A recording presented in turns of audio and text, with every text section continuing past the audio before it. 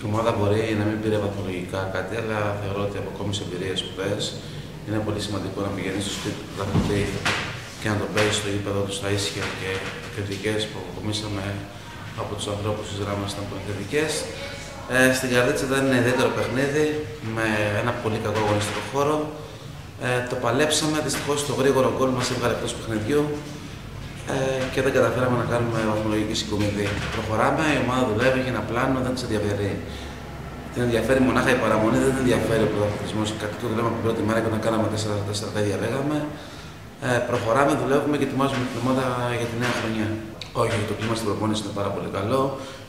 Τα κορίτσια προσπαθούν πάρα πολύ, δουλεύουν και αυτό θα βγαίνει κάθε Κυριακή στο γήπεδο. Εντάξει, η ομάδα επιστρέφει μετά από ένα μήνα στα Χανιά.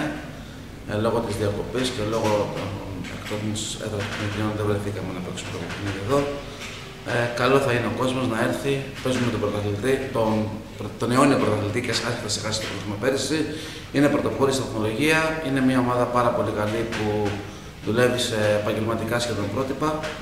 Και καλό θα είναι να έρθει ο κόσμος να δει το παιχνίδι, να στηρίξει τα κορίτσια και να δούμε. Εμείς, για μας είναι ένα πολύ καλό τεστ να δούμε πού βρισκόμαστε.